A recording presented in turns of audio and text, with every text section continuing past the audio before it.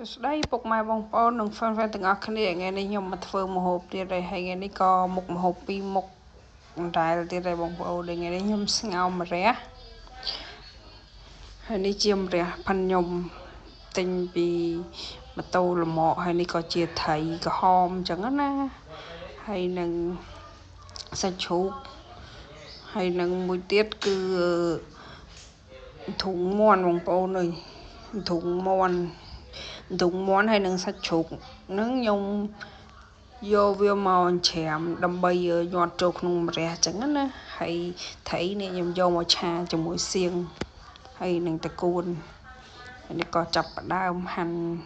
ម្រះកាត់ម្រះកាត់អីដើម្បីខ្វះគ្រាប់ខ្វះអីស្នូលវាចេញអញ្ចឹងណាបងប្អូនហើយនេះក៏ខ្ញុំកាត់មកខ្ញុំស្លឲ្យបងប្អូននេះព្រោះអត់បានថតវាឆ្ងាយព្រោះរវល់ដែរហើយនេះក៏ចាប់ផ្ដើមស្លចិត្តឆ្អិនហើយក៏មកនេះពីត្រីម្ដងបងប្អូននេះត្រីខ្ញុំចៀនឆ្អិនហើយក៏ខ្ញុំចាប់ផ្ដើមបំពងខ្ទឹមបំពងអីឲ្យវាឈ្ងុយដើម្បីយើងចាប់ផ្ដើមឆាសៀងអញ្ចឹងណាហើយនេះក៏ខ្ញុំឆាសៀងឲ្យខ្ញុំដាក់ទឹកចឹងបងប្អូនព្រោះអត់ចេះក្បាច់ក្បួរអីច្រើនទេធ្វើអញ្ចឹងងាយលឿនហើយក៏ដាក់ស្ករប៊ីចេងហើយ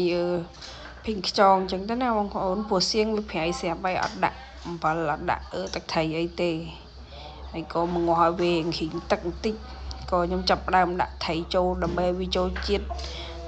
អាគ្រឿងដែលយើងដាក់ជាមួយសៀងហ្នឹងឲ្យវាចូលជាតិជាមួយត្រីអញ្ចឹងព្រោះត្រីខ្ញុំចៀនសាបបងប្អូនអញ្ចឹងយើងដាក់ឲ្យវាចូលជាតិតិចខ្ញុំដាក់ត្រកួនចូលហើយត្រកួនហ្នឹងខ្ញុំដាក់តារៀងទន់បន្តិចទេព្រោះអត់តញ៉ាំភ្លាមទេតែយកកូនចេញពីរៀនហើយមិនខ្ញុំញ៉ាំអញ្ចឹងណាបិណ្ឌកដៅហើយវាល្មមហ្មងហើយយើងញ៉ាំអញ្ចឹងណាហើយនេះក៏ខ្ញុំជុកត្រឡប់ឲ្យវារៀងទន់បន្តិចមើលទៅរៀងទន់បន្តិចអញ្ចឹងណាហើយក៏ដួសត្រីដួសអីដាក់ពីលើអីទៅមកអីបន្តិចបន្តួចដើម្បីឲ្យវារៀងចូលជាតិគ្នាអញ្ចឹងទៅ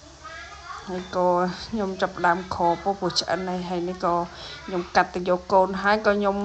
រៀបចំញ៉ាំបាយជុំជាមួយកូនហើយនេះគឺទស្សនភាពម្ហូបខ្ញុំហើយនេះក៏ខ្ញុំចាប់ផ្ដើមញ៉ាំនិយាយទៅស្ងោរម្រះ